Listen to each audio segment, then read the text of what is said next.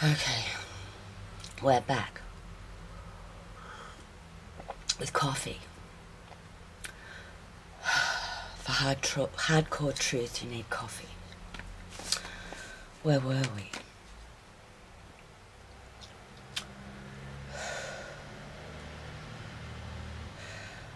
But the questions didn't stop there. It got much more complicated. Was the source of all those top secret documents we pored over really a network of moles he had working for him, deep inside various governmental agencies? Were those money-laundered bank accounts records? Okay. Were those money-laundered bank account records for George Bush real? Question mark. And what about the treatise on undetectable methods for death? And when the FBI showed up one morning, were they taking him and his wife away because they really did bulk bill a wealthy widow out of her life savings, or was it, as he ardently claimed, the government's attempt to suppress a highly sensitive story we were writing at the time? We were writing at the time. Note. Was he really innocent of masterminding the largest cash theft in US at that time, in 1974? Or were the claims of his bribing the jury true?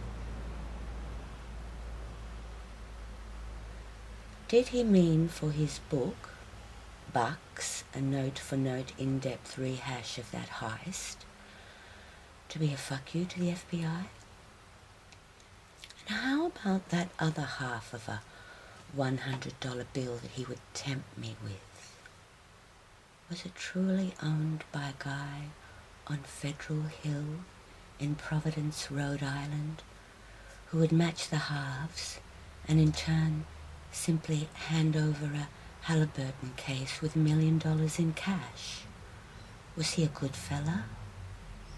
And if so, how come he wasn't rubbed out for writing a book, a New York Magazine cover story on the Vatican's banker, who just happened to be running the mafia's finances as well?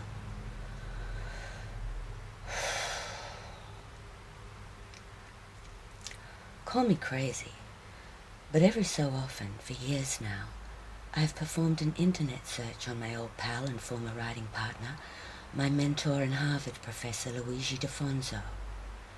It has become this oddly compelling habit I have. I guess it's simply the need to solve a mystery and finally be able to put closure on a brutally painful period of my life that no passage of time will ever truly heal.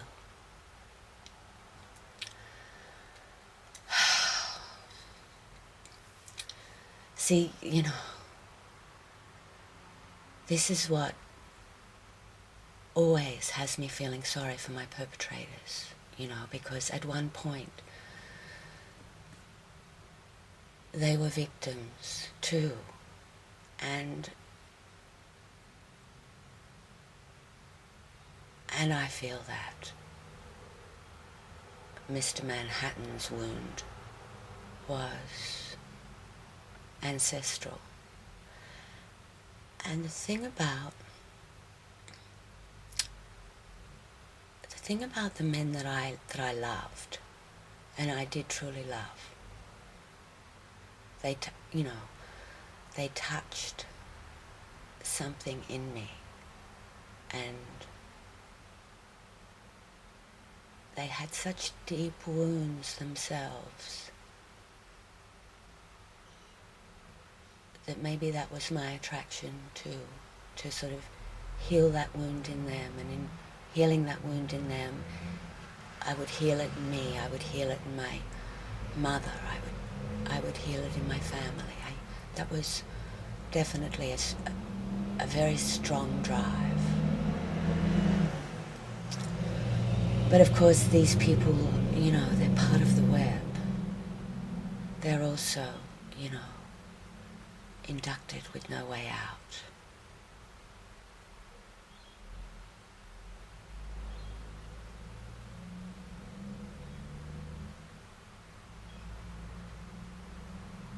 Because none of them had Jesus. I had that from my childhood, and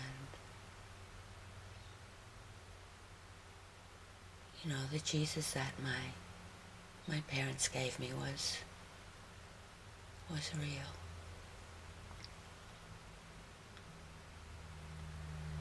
Because I tested it, but they didn't have that. They didn't have that. It's so full on, it's just so full on, because when I read this, I also remember what he's been through, and I remember why I fell in love with him.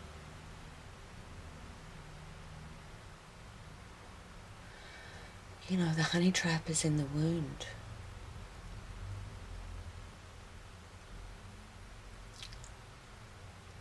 And I was trained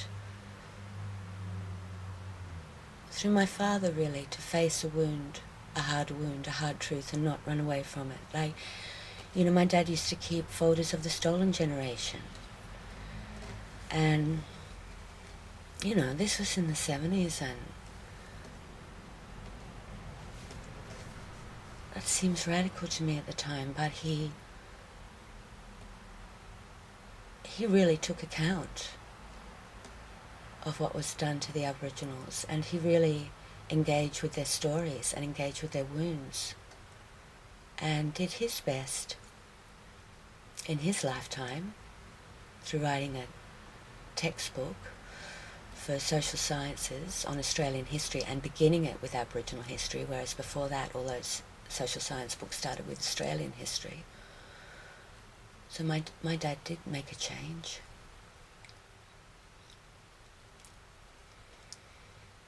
But, I can remember sitting on his lap and looking at those pictures and him telling me the stories, but then also telling me that, the white people who came here were convicts and they were wounded too, and he just gave me both sides of the story, and he had love for both. And that's my roots.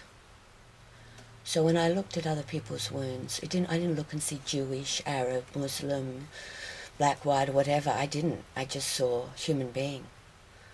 Wound. I can help heal. And I had a wound in me that was just getting deeper every year. I mean, the truth was I couldn't even heal myself, but that impulse, that was real. And that came from my roots. And so when I read this, it brings up a lot of things for me.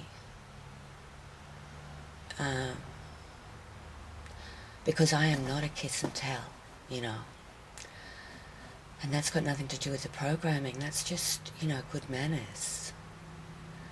And, sex is sacred, and you don't share something sacred and then spill.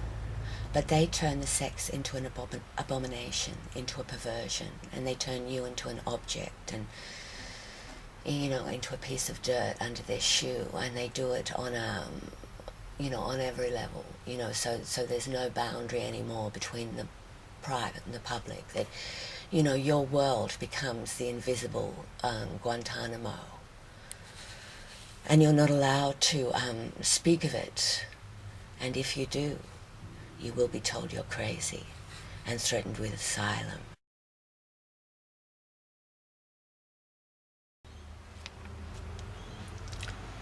I type his name, click. A few matches found, various links regarding his book, St. Peter's Banker, with headings like Scandals, Banking, Italy, and P2, Nazis, Fascists, Far-Right Reactionary, Politics, and St. Peter's Banker, Luigi Defonso, Franklin Watts Limited, 1983, close. Months pass, I type his name. The same few matches found. Click. I forget about him. Then a year passes. I figure it's been a while, so I type his name. Click. My screen tells me that 43 matches are found. Tightening up, I involuntarily lean forward, staring into the screen, flooding with emotions as my pulse rate and heartbeat quicken. Curiosity heightens as I scroll down the page to a series of abstracts that blows my mind. The first few references are familiar, but then, general information. U.S. Bankruptcy Court entered April 6, 2000. The former president of DFJ, Italia, Luigi Defonso, was designated as the representative of the debtor, DFJ, Italia. And so it went in this truncated, teasing way. Entering into the residence of Luigi Defonso and securing the contents therein, the trustee, on an emergency ex-parte basis, obtained an order from the court. And then finally I hit, I guess, pay dirt. DFJ Italia. The Orange County Register reports that Luigi Defonso was found dead in his home on August 14, 2000 at 5:30 p.m. apparently from an overdose of pills. I held my breath and I didn't move. My face felt warm and flushed as a flood of mixed emotions descended along the resurrection of some old, sickeningly familiar feelings: relief, anger, joy, sadness, shame, and disbelief. My first thought was to wonder if it really was the same Luigi Defonso, and if so, did they make a positive identification and rule out that it was a body double? My curious fingers pecked on, trembling over keyboard. I click on the link for more information. Headlines pop out. Defonso found dead. The question: was it suicide or murder by suicide?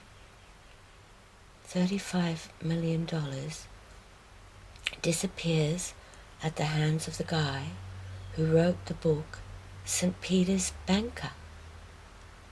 Now, where was I? Buy the book. See the movie.